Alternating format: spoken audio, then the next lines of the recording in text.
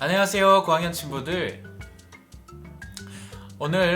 오늘부터 우리 전도사님과 여러분과 함께 주기도문 그리고 요리문답을 함께 배워볼 거예요. 우리 주기도문은 너무나도 잘 알고 있죠? 주기도문 지금 외우라고 하면 외울 친구는 외울 수 있는 친구들도 많을 거예요. 하지만 이 주기도문이 주문처럼 이렇게 그냥 주문처럼 외우는 그런 주기도문이 아니라 이 뜻을 하나씩 생각하면서 주기도문이 이런 주기도문이구나 라는 이런 주기도문을 배워보는 시간을 갖고자 해요. 또 요리문답에 대해서 배워볼 텐데요. 요리문답은 우리가 듣기에 조금은 생소해요. 그래서 이번 OT 시간 때 요리문답에서 조금 배워보는 시간을 갖고, 그리고 요리문답의 내용이 다음 주부터 이루어질 텐데 그 요리문답에 대해서 오늘은 어떻게 진행이 되는지 한번 쭉 보고자 해요. 우리 주기도문은 첫 주에는 하늘에 계신 우리 아버지 이것에 대해서 배울 거고요.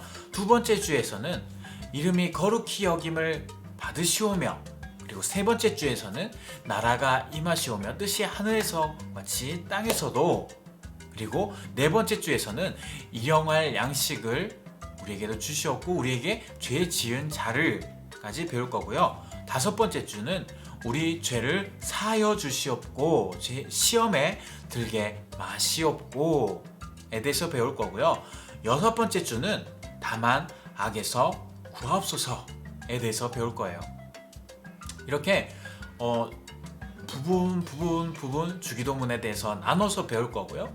그리고 그 주기도문의 뜻에 대해서 조금씩 알아갈 때마다 우리가 기도는 무엇인가, 기도에 대해서 어떤 것인지 알아가게 될 거예요.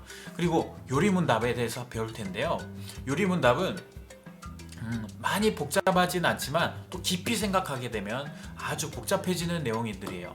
그래서 전도사님과 여러분들이 충분한 대화와 질문들이 필요한 이런 시간을 가질 텐데요. 우리 이 충분한 질문들과 그리고 대답을 통해서 우리가 조금 더 하나님을 알아가는 시간을 가질 거예요. 첫 번째 주는 참된 위안이란 무엇인가, 그리고 죄와 그리고 중보자 그러면 무엇일까요? 바로 그리스도, 그리고 성령님, 또 이렇게 볼 수도 있겠죠. 그럼 무엇일까? 중보자가 벌써부터 궁금하지 않나요? 두 번째 주는 참된 믿음이란 무엇인가, 이런 것에 대해서 배울 거고요. 3주는 무엇이냐면 사도신경에 대해서 배울 겁니다. 하나님, 성부 하나님, 성자 하나님, 성령 하나님, 이 삼위일체에 대해서 배울 거고요. 4주차에 대해서는 우리가 하나님을 아는 지식에 대한 유익에 대해서 배울 거고요. 그리고 5주차에서는 우리가 십계명을 한번 다뤄보려고 해요. 그리고 6주차는 우리가 배웠던 주기도문과 비슷하게 주기도문에 대해서 한 번 더 보게 될 거예요. 물론 이 요리문답하고 주기도문을 같이 영상을 보는 친구들은 또 이것까지 보면은 유익하겠죠. 그런데 약간은 다른 내용을 한번 담아보려고 해요. 자, 주기도문을 먼저 시작해 보려고 해요. 우리 주기도문을 시작하기 전에 우리 주기도문을 외워보는 시간을 갖도록 하겠습니다. 우리 주기도문을 아직 못 외우는 친구들은 우리 성경책의 제일 앞에 보면은 주기도문이 있어요. 그 주기도문을 한번 읽어보면서 같이 읽어보는 시간을 갖도록 하겠습니다. 주기도문 시작. 하늘에 계신 우리 아버지여, 이름이 거룩히 여김을 받으시오며 나라가 임하시오며 뜻이 하늘에서 이루어진 것 같이 땅에서도 이루어지이다. 오늘 우리에게 일용할 양식을 주시옵고 우리가 우리에게 죄 지은 자를 사하여 준 것 같이 우리 죄를 사하여 주시옵고 우리를 시험에 들게 하지 마시옵고 다만 악에서 구하시옵소서. 나라와 권세와 영광이 아버지께 영원히 있사옵나이다. 아멘. 네. 이렇게 주기도문이라는 것은 마태복음 6장 9절에서 13절에 있어요. 예수님께서 우리에게 알려주신 기도예요. 제자들도 기도에 대해 잘 몰랐었던 것 같아요. 제자들도 예수님께 물어봅니다. 예수님, 기도가 뭘까요? 기도란 이런 것이다 라고 말해준 게 주기도문이에요. 기도는 무엇일까요? 우리 한번 생각해 볼까요? 동영상을 한번 멈춰보고 기도에 대해서 한번 생각해 봐요. 우리들은 기도는 영적인 호흡, 영적인 대화라고 하죠. 기도를 통해서 하나님과의 교류가 일어납니다. 왔다 갔다 하는 교류가 일어나요. 소통이라고 하죠. 하지만 그것보다 더 큰 의미가 있어요. 기도를 통해서 우리는 온 몸을 다하여서 하나님을 만날 수 있어요. 전 인격적이라고 하죠. 온 몸과 마음을 다하여서 하나님을 만날 수 있어요. 우리의 삶과 우리의 습관이 이 기도를 통해서 바뀔 수 있다는 사실을 알고 있어야 해요. 기도를 통해 하나님을 만나면 하나님께서 우리를 만져주시는 거죠. 기도를 통해서 하나님께 우리를 대화하는 것뿐만 아니라 우리를 만지시고 우리를 인도하신다는 것을 알아야 해요. 보통 대화로만 감사합니다. 내일 봐요 하나님. 이렇게 기도를 말만 하고 끝냈는지 모르겠어요. 기도해놓고 이루어지지 않겠지. 기도해놓고 나의 삶에 아무런 변화나 욕을 하지 않고 기도해놓고 하나님과 전혀 관계없는 것처럼 생활을 한다면 분명 그 삶에는 문제가 있는 거예요. 그 신앙에는 문제가 있는 거예요. 친구와 대화하고 나서 우리 이따가 집에 핫도그 먹으러 갈까? 나 용돈 받았어 라고 한다면 그 대화 이후에 어딜 가겠나요? 맞아요. 핫도그 집에 가겠죠. 그렇지만 대화만 핫도그 집 얘기만 하고 가만히 있는다면 대화로 그냥 끝나버리는 거게 되겠죠. 우리는 기도가 삶이 되고 삶이 기도가 될 수 있어야 해요. 우리가 주기도문을 배운다면 우리가 주기도문의 삶을 살 수 있겠죠. 주님이 가르쳐 주신 기도는 우리의 삶을 변화시키고 우리의 방향이 잘못되었다면 우리의 방향 또한 옳은 방향으로 인도해 주실 거예요.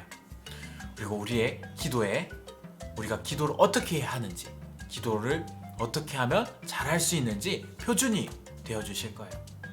삶과 전혀 관계없는 기도란 없어요.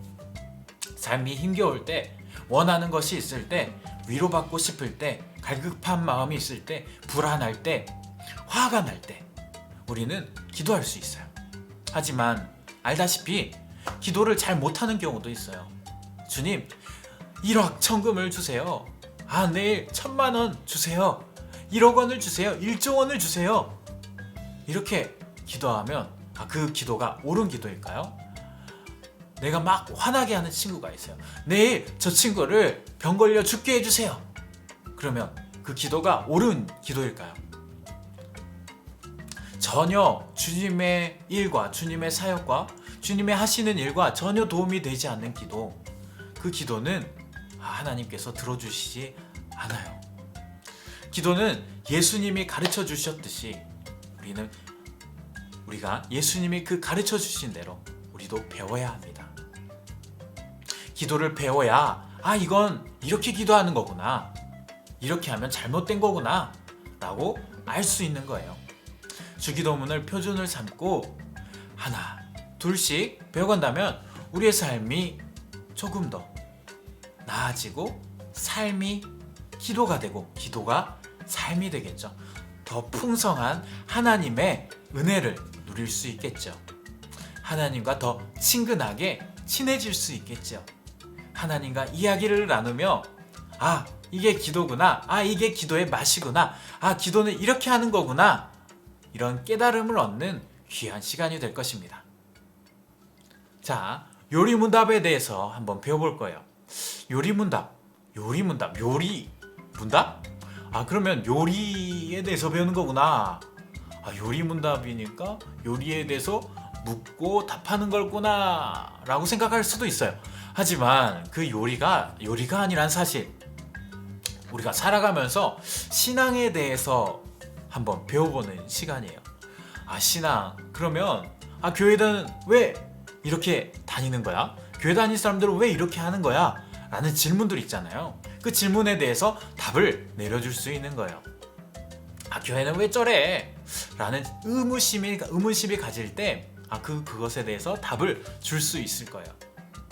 그런 의심을 가질 때 완전히 없애는, 그런 의문심을 완전히 없애는 시간을 가져보려 합니다. 교리는 교회에서 제시해주는 신앙의 길이라고 생각하면 될 거예요.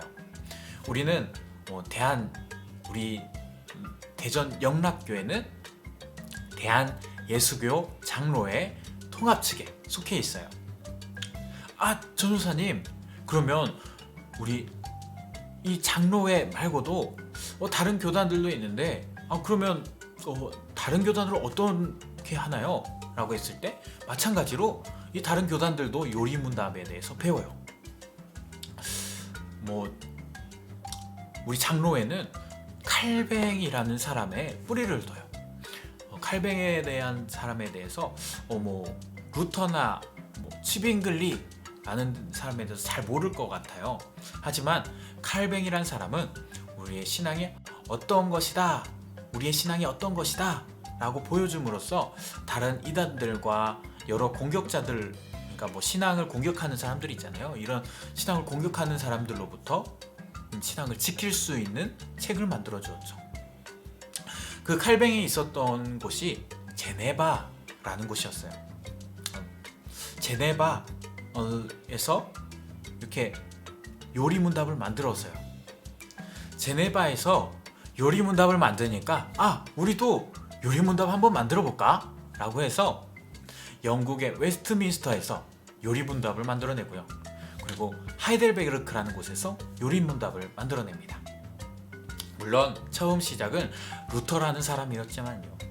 루터라는 사람이 이 교회의 개혁을 시작하게 됩니다. 루터도 요리문답이 있긴 있어요. 하지만 이 개신교 신앙을 설명하기에는 조금은 부족했습니다.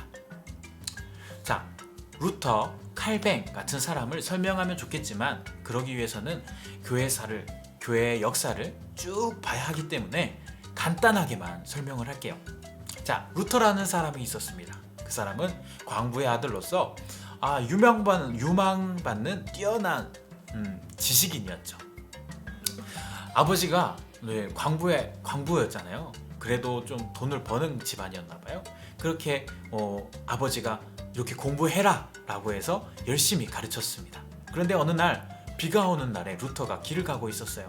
근데 번개가 콱콱 쳤어요. 이제 번개는 하늘에서 내리는 심판과 같은 것이었기 때문에 루터는 하나님께서 나를 벌하시는 걸까? 라는 생각에 사로잡혔을 수도 있었을 거예요. 이렇게 지나가다가 번개가 쾅쾅 치니까 루터는 두려워서 벌벌 떨었어요. 그래서 루터는 약속을 하게 됩니다. 하나님, 제가 여기서 살아간다면 제가 수도원에 들어갈게요 라고 약속을 해버려요. 분명 성경에서는 약속을 하면 분명 지키라고 되어 있었잖아요. 루터는 자신이 했던 모든 공부를 접어두고 이제 수도원에 들어가게 됩니다. 수도원에서도 열심히 수도 생활을 하게 되죠. 그렇게 똑똑했던 사람이 수도원에 들어가서 찬양이나 부르고 있으니 아버지의 실망이 어떻겠어요. 엄청 실망했겠죠. 여튼 루터는 아우구스티누스 엄수 수도원이라는 곳에 들어가요. 그곳에서 열심히 훈련을 받습니다. 말 그대로 엄수 수도원이라고 해서 규칙이 엄청 까다로워요. 생활 하나하나가 기도했으면 밥을 먹잖아요. 밥을 먹고 또 예배 드리고 기도하고 기도를 하루에 몇 번 해야 된다. 그리고 노동은 하루에 몇 번을 해야 된다. 몇 시간을 해야 된다. 라고 딱 정해져 있었어요. 이런 빡빡한 스케줄에 날마다 열심히 하루하루 생활을 하고 있었죠. 얼마나 똑같은 생활을 반복했으면 저 같으면 지루했겠어요. 그런데 루터는 열심히 해냈어요. 어느 날 루터가 이뻐 보였는지 루터에게 기회가 옵니다. 로마를 갈 수 있는 기회가 지어져요. 로마는 당시 교황청이 있었던 곳이에요. 교황청이란 것은 그 성당 천주교의 그런 그 본부 같은 곳이에요. 아주 그 로마라는 곳은 아주 성스럽게 생각했던 곳이에요. 그곳에 간다는 건 아주 좋은 기회였어요. 수도자에게 아주 좋은 기회였어요. 그런데 루터는 이곳에 갔다 오고 난 다음에 신앙에 대해서 신앙이 무엇인지에 대해서 의문심을 갖기 시작합니다. 질문을 갖기 시작해요. 루터가 로마에서 본 것들은 성직자들이 타락한 것들을 보았기 때문이에요. 사람들에게 교회법, 교리들, 그리고 성경 말씀을 이렇게 들이대면서 돈을 갈취하기 했기 때문이에요. 자신이 믿는 신앙이 무엇인지 무척 궁금해졌고 많아졌을 때 그 수도원 원장이 루터에게 이렇게 말을 해봅니다. 비텐부르크라는 곳에 가라. 거기에서 성경을 봐라. 당시 성경은 돈이 진짜 많은 사람들만 가지고 있던 거였어요. 그 성경이란 것은 정말 비쌌기 때문이에요. 양의 피지에 사람들이 일일이 다 썼기 때문이에요. 잉크도 돈으로 주고 샀겠죠. 양피지도 함부로 살 수 없었을 거예요. 다 비쌌기 때문에 성경은 진짜 어마어마한 값어치가 있었어요. 그래서 가난한 사람들이나 돈 적은 사람들, 그리고 일반 사람들은 전혀 볼 수가 없었겠죠. 지금은 널리 성경책이 보급돼서 잘 볼 수 있었어요. 볼 수 있어요. 그 당시에는 성경이 엄청 귀했기 때문에 그 비텐부르크라는 곳에 성경이 있는 곳에 직접 가서 거기에서 학교에 가서 공부를 해야 볼 수 있었나 봐요. 때문에 루터는 거기서 공부하게 됩니다. 그리고 이게 성경에서 말하는 신앙이구나 라고 깨닫게 돼요. 그리고 천주교에서 말했던 것들에서 천주교에서 말하는 것들의 대부분 부분들을 비판하면서 종교의 개혁의 바람을 일으킵니다. 그리하여서 종교개혁이 일어나게 되고 칼뱅이라는 사람이 그 뒤를 이어가게 됩니다. 칼뱅 역시 엄청난 사람이었어요. 제네바라는 도시에서 목회를 하게 되는데 많은 사람들이 많은 사람들을 개신교회로, 그러니까 개혁한 교회로 인도해낸 아주 유명한 사람이에요. 더 중요한 것은 기독교 강요라는 기독교에 대한 요약이라는 책을 내요. 그건 아주 유명한 책입니다. 나중에 한번 꼭 읽어보세요. 이 책이 바로 요리문답의 시초라고 볼 수 있어요. 이 책을 기초로 해서 요리문더스를 만든 것이죠. 그 당시에 천주교가 많았을까요? 아니면 새로 나온 개혁교회가, 그러니까 개신교회가 많았을까요? 개신교는 우리처럼 성당이 아닌 개혁한 교회를 말해요. 그 당시에 천주교가 당연히 많았겠죠. 개혁교회가 훨씬 적었을 거예요. 천주교에서 이런 압박이 들어왔을 겁니다. 너네들 왜 개혁교회로 하느냐? 너희들 천주교로 와라. 너희들 왜 천주교를 비판하느냐? 너네들 말 안 들어? 하면서 반협박적인 어투로 개혁교회 사람들을 이렇게 다시 돌아오게 했을 거예요. 거기에 반박할 사람이 필요했는데 거기에 너네들 거기 가면 안 돼. 너 거기 우리를 다시 오라고 유혹하는 사람들 거기 그렇게 말하면 안 됩니다. 라고 말해줄 사람이 필요했어요. 이제 거기에서 칼뱅이 빛을 발하게 돼요. 거기서 칼뱅은 이 기독교 강요로 요리문답을 신앙을 세워나갔고 너희들 이렇게 신앙생활을 해라. 그리고 천주교의 어떠한 부분이 잘못되었는데 이러한 부분은 이렇게 해라 라고 개신교의 신앙을 세워갑니다. 개혁교회의 신앙을 세워가요. 그리스도의 일꾼을 양성하는데 아주 좋은 역할을 한 거죠. 이 요리문답이요. 이래서 종교개혁이 어떻게 일어났는지 그리고 요리문답이 어떻게 생겨났는지 아주 자세히는 아니지만 그래도 조금 훑어보았어요. 친구들도 알겠지만 신앙이 무엇인지에 대해서 의문이 들 때 이러한 요리문답을 보면 우리가 신앙을 이해하는데 큰 도움이 될 거예요. 그리고 이 수업을 하고 나면 신앙이라는 이런 것이구나 라고 신앙생활을 하는데 어떻게 하면 되겠구나 알 수 있는 좋은 시간이 될 겁니다. 기도하겠습니다. 하나님, 오늘 이 시간 요리문답에 대해서 배웠습니다. 요리문답이 무엇인지 그리고 저희가 어떻게 하면 하나님에 대해서 더 잘 알아갈 것인지 배웠습니다. 그리고 그 다다음 시간에도 우리가 앞으로 신앙생활을 하는 동안에 우리가 어떻게 신앙생활을 할 것인지 그리고 그 길에 대해서 앞으로 배워나갈 것입니다. 하나님께서 지혜를 주셔서 우리가 이 신앙생활을 하는 동안에 어떻게 신앙생활을 하면 되는지 그것에 대해서 잘 배우고 하나님을 알아가는 귀한 시간이 될 수 있도록 주님 도와주세요. 주님 감사드리며 예수 그리스도의 이름으로 기도드립니다. 아멘.